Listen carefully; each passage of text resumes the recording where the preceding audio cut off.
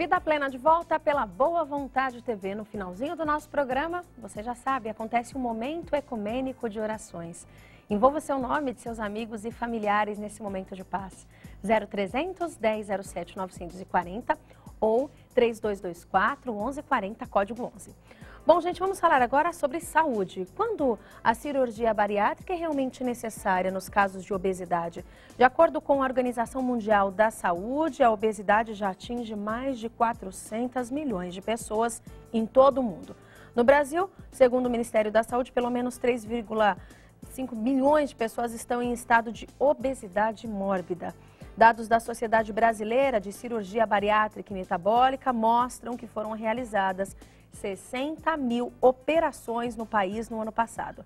Estamos recebendo aqui hoje, no programa Vida Plena, para responder essas e outras dúvidas, o vice-presidente da Sociedade Brasileira de Cirurgia Bariátrica e Metabólica, Dr. Carlos Aurélio Schiavon. Seja bem-vindo. Bom dia, Dr. Carlos. Bom dia, Tamara. Como vai? Muito bem. Muito obrigada pela presença aqui no Vida Plena hoje. Obrigado a você e aos seus telespectadores. Vamos lá. Hoje, um dos tratamentos mais procurados por todos que sofrem com o problema da obesidade é a cirurgia bariátrica. Agora, quando ela é recomendada, doutor?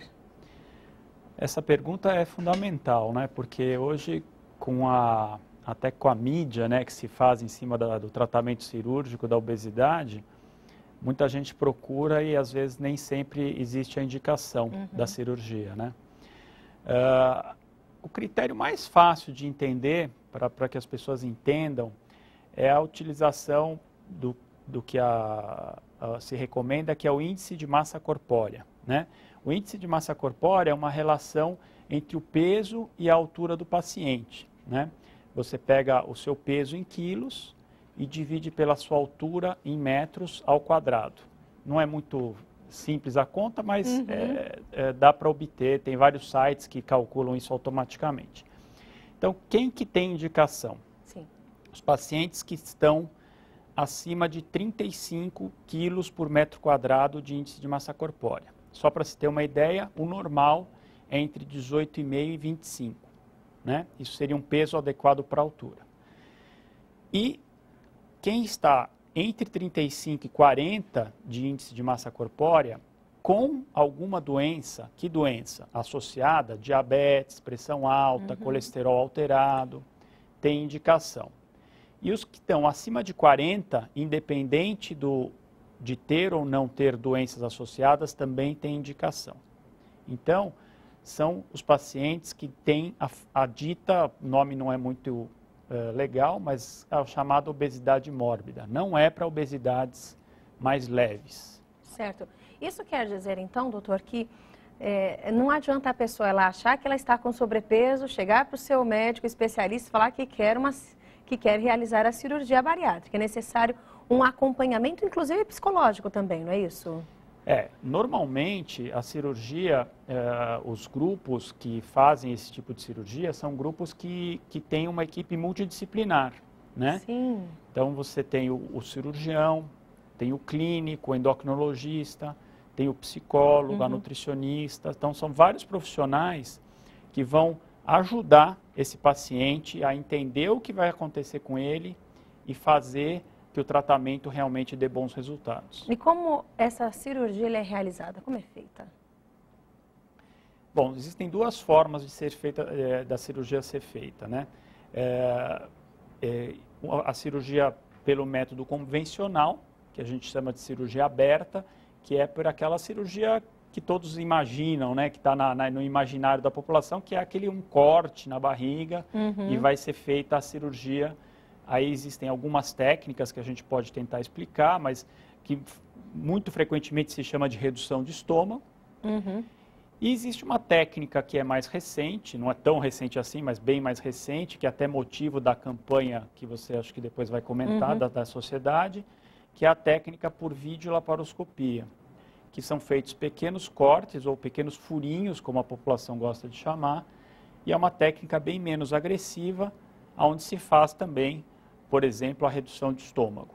E é uma cirurgia que até foi uma das causas desse grande boom da cirurgia, foi o advento da possibilidade de fazer uma cirurgia com uma técnica menos agressiva. Certo.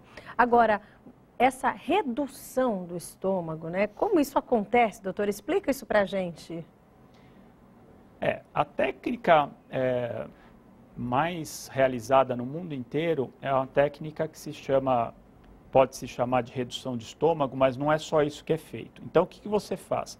Você tem o estômago do paciente, Sim. né? E aí, com alguns instrumentais que a gente usa, normalmente grampeadores, né? Que a similaridade com o grampeador de papel não é muito grande, é bem pequena, só o grampo que é parecido, né? Só que ele é bem menor. Você faz uma divisão do estômago. Certo. Aí você fica como se fossem 2 estômagos. Um bem pequeno, que é onde vai passar a comida. Certo. E a outra parte do estômago, que é o restante do estômago, que é onde a comida não vai passar mais. Mas normalmente ela não é retirada, mas simplesmente o alimento não passa mais ali. E aí desse estômago pequeno, que a gente chama de novo estômago, você vai fazer uma ligação para um pedaço do intestino, né? Então, a comida vai passar do estômago, que está reduzido, para um segmento intestinal, do intestino fino, né? Não intestino grosso, intestino fino. Então, você vai ter a cirurgia que popularmente se chama de redução de estômago. Isso está certo, que interessante. Isso quer dizer que é necessário, então, alguns exames e uma preparação do paciente antes de ser realizada essa cirurgia, não é isso? Fala um pouquinho para a gente. Na verdade, o paciente, pelos critérios de indicação, é um paciente que já se submeteu a outros tratamentos convencionais, vamos chamar assim. Certo. Por exemplo, dietas, medicação, tratamentos habituais que muita gente já fez para emagrecer, né? Medicação, dieta e exercício. Então, o paciente... Essa é sempre a primeira opção. Sem dúvida, sempre a primeira opção. Quer dizer, o tratamento, para a maioria dos obesos, é o tratamento clínico, que consiste em dieta, eventualmente medicação e atividade física, né? Então, o paciente que já passou por essa fase e não conseguiu melhorar e atingiu esses níveis de obesidade mórbida, ele vai ter indicação de cirurgia e vai passar por uma bateria de exames, que inclui exames de sangue, exames de imagem, ultrassom, endoscopia, e vai passar por essa equipe multidisciplinar, que nem eu falei, psicólogo, nutricionista, o clínico, o cardiologista e o cirurgião. Certo. No caso de pessoas que tenham pressão alta, existe alguma contraindicação? Quais os cuidados nesses casos? Ou até mesmo um diabético? Na verdade, é ao contrário até, né? Os pacientes que têm essas doenças, por que também está havendo um aumento de diabetes, pressão alta? Porque essas doenças acompanham a obesidade. Sim. Como a população está ficando mais obesa, infelizmente, está aumentando a incidência de diabetes, de pressão alta. Então, esse é o paciente que realmente tem indicação de cirurgia. Claro que com cuidados em relação à doença propriamente dita. Então, tem que passar pelo cardiologista, tem que estar liberado para a cirurgia, mas esse é o paciente que precisa. Certo. Agora, existe uma faixa etária mínima? Porque hoje, doutor, nós encontramos e o grande aumento também é logo na fase da infância. Nós temos já crianças obesas, adolescentes, jovens que já estão sofrendo com este problema do sobrepeso. Qual é a idade mínima para a realização de um tratamento como esse? Veja bem, a cirurgia, a princípio, deveria ser realizada a partir dos 18 anos, que teoricamente seria uma pessoa que já completou a sua fase de crescimento e já está entrando na fase adulta.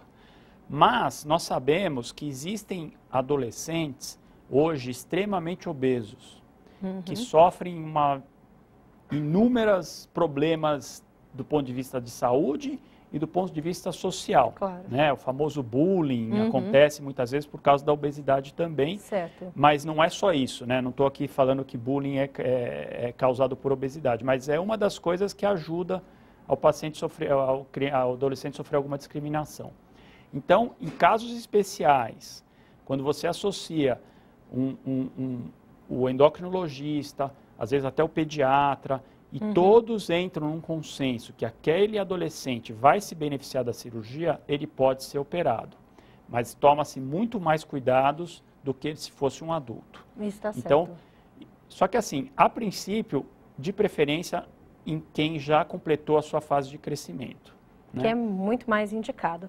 Agora, é necessário o cuidado da família. Se nós estamos tendo crianças e jovens com esse problema, quer dizer que algo pode ser melhorado em casa, né? A questão da alimentação deve ser muito bem vista. Mesmo nos dias atuais, é possível sim optarmos por alimentos mais saudáveis, mas daqui a pouco nós vamos falar justamente sobre isso. O que deve ser mudado na vida dessa pessoa depois que ela realiza uma cirurgia como essa? Porque se acontece uma redução ali do seu estômago, quais são as reações para a vida dessa pessoa?